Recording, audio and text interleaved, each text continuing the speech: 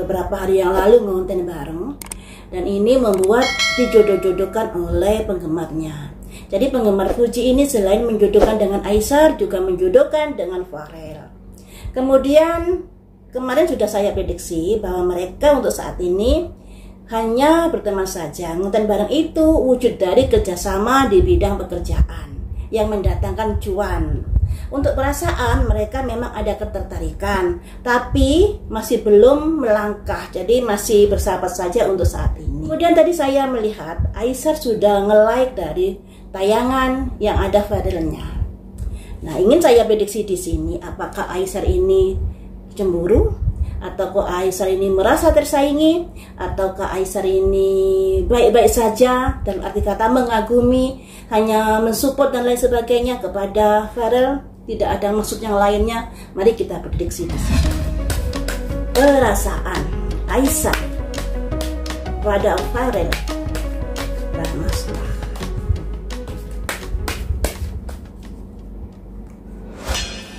Aduh, ada 8 cangkir. Jadi Aesar ini juga ada kecemburuan loh pada Pharrell ini. 8 cangkir lambang dari sebuah kekhawatiran yang dipikirkan terkait dengan perasaannya. Dimana Aesar ini kan dijodoh-jodohkan dengan Fuji, dan konon saatnya entah benar entah tidak ya, saya sendiri tidak bisa memastikan di sini karena beritanya di media sosial kan kadang-kadang hoax, kadang-kadang benar dan lain sebagainya. Konon kabarnya Aesar dengan Fuji ini sudah bertemu di Kuala Lumpur kalau nggak salah ya, entah Kuala Lumpur entah Singapura, saya lupa. Kemudian juga ada yang bilang bahwa mereka ini sudah jadian, ya semoga saja. Nah di sini Aesar dengan Pharrell ini ada simbol 8 cangkir. 8 cangkir ini lambang dari seseorang yang khawatir, yang was-was terkait dari perasaannya. Dimana Aesar ini kan juga menyukai Fuji. Jadi ada rasa kecemburuan ternyata. Dan cemburu itu tanda cinta loh ya. Mengapa kamu khawatir Aesar pada Pharrell? Karena The Chariot. Karena Aesar ini ingin serius dengan Fuji. Karena Aesar ini ingin hubungannya dengan Fuji ada peningkatan. Jadi dengan hadirnya Pharrell yang nonton bareng dengan Fuji, sekalipun itu ada kaitannya dengan masalah pekerjaan, tapi untuk Aesar ini juga ada rasa kecemburuan yang timbul dikarenakan konten itu. Selanjutnya, ini ada simbol Fuji keluar, ada simbol Ratu Pedang, dimana berharap Fuji tidak terlalu dekat-dekat dengan cowok-cowok yang lainnya selain dirinya. Harapan dari Aesar seperti itu sebenarnya. Jadi 3 kartu ini melambangkan Aesar cemburu pada Pharrell. Dia khawatir terkait perasaannya kepada Fuji, terkait merasa ada saingannya dan lain sebagainya. Dan dia berharap Fuji jangan terlalu dekat-dekat dengan seorang laki-laki. Harapannya dari Aesar seperti itu.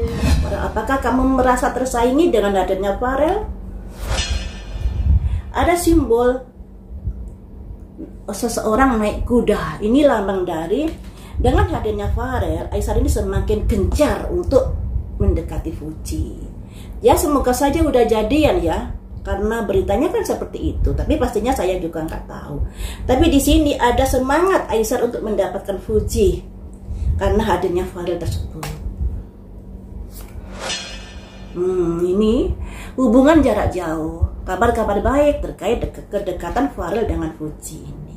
Jadi Aesar ini akan semakin sering untuk komunikasi dengan Fuji, untuk saling memberikan kabar dengan Fuji, karena hubungan mereka kan hubungan jarak jauh.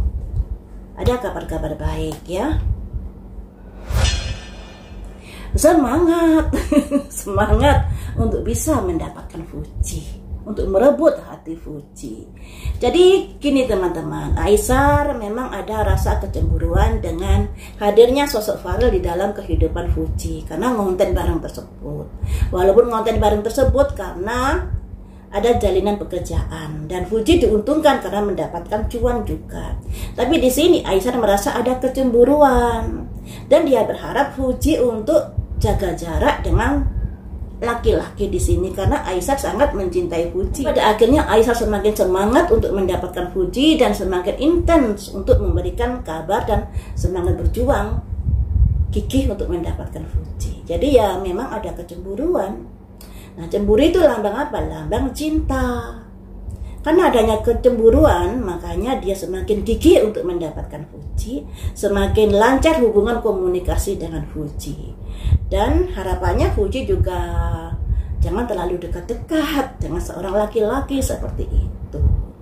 Nah, dari prediksi saya terkait dengan Aisyah dengan Farel ini, ada persamaannya, yaitu dengan Aisyah. Kan kemarin itu pernah saya prediksi bahwa hubungan Fuji dengan Aisyah ini tidak sampai ke jenjang pernikahan karena hadirnya pihak ketiga yang menjadi bahan pemikiran.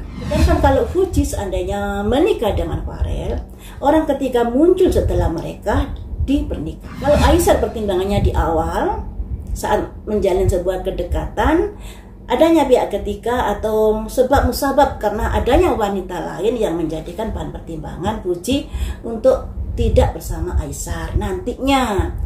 Kemudian kalau Farel seandainya menikah, baru orang ketiga ini muncul di dalam pernikahan. Jadi setelah menikah akan muncul pihak ketiga. Tapi teman-teman, yang namanya prediksi ini untuk diwaspadai. Jangan dimasukkan pikiran, nanti tersugesti dan akan semakin membentuk dari terwujudnya prediksi ini. Makanya ketika ada prediksi buruk, yang kalian lakukan adalah mawas diri dan antisipasi agar prediksi buruk ini tidak terjadi ya. Tentunya misalnya kalau saat ini Fuji dengan Aisyah sudah jadian, harus hati-hati menyikapi hadirnya pihak ketiga. Untuk Aisyah jangan terlalu care pada seorang perempuan, karena itu juga akan menjadi biang pertengkaran. Apalagi Aisyah dengan Fuji ini dari angka lahirnya juga akan sering terjadinya gesekan-gesekan karena memang sama-sama Aisyahnya gampang emosional, Fujinya ada keras kepalanya seperti itu. Jadi yang namanya prediksi itu untuk diantisipasi, jangan dimasukkan pikiran, karena kalau dimasukkan pikiran masuk ke alam bawah sadar akan mempercepat terbentuknya dari prediksi ini. Jadi kalau ada prediksi buruk, segeralah untuk antisipasi agar prediksi buruk itu tidak sampai terjadi. Jadi intinya seperti itu ya. Makanya kadang-kadang kalau seseorang sudah diprediksi, kemudian dia mengantisipasi, berjuang dengan gigih, ada kemungkinan diminimalkan dari prediksi ini. Misalnya kalau prediksinya Aisyah dengan Fuji nanti tidak bisa ke pernikahan karena hadirnya pihak ketiga yang menjadi bahan perbincangan, bahan pertimbangan. Tapi kalau mereka bisa hati-hati dalam menyikapi sebuah hubungan, bisa seia sekata, saling menghargai, juga saling introspeksi diri, kemudian menjaga rasa cinta mereka agar tidak kehadiran pihak ketiga, tentunya ya bisa saja ke jenjang pernikahan ya. Cuman yang perlu diwaspadai setelah menikah nanti, pertengkaran yang sering terjadi dalam rumah tangga. Tapi rezekinya mereka sangat dimudahkan. Sangat-sangat luar biasa rezekinya ketika mereka akan menikah nanti. Seperti itu ya teman-teman. Doakan saja yang terbaik untuk Fuji. Fuji ini masih muda, jenjang karirnya masih panjang. Untuk saat ini mungkin lebih baik ke karir dulu. Masalah pacaran ya pacaran, mencari yang terbaik tentunya. Pacaran itu tidak harus melulu harus satu orang loh teman-teman. Karena masa pacaran inilah masa penjajakan.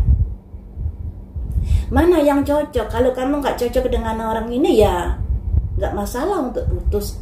Kemudian mencari yang baru lagi, yang bisa sesuai dengan kriteria, yang bisa membahagiakan, yang bisa lebih mengerti dan lain sebagainya. Jadi kalau masih pacaran, masih boleh untuk putus nyambung atau putus berganti orang yang lain. Tapi kalau sudah menikah, jangan sampai ada pihak ketiga dalam rumah tangga. Diusahakan tetap setia sampai akhir.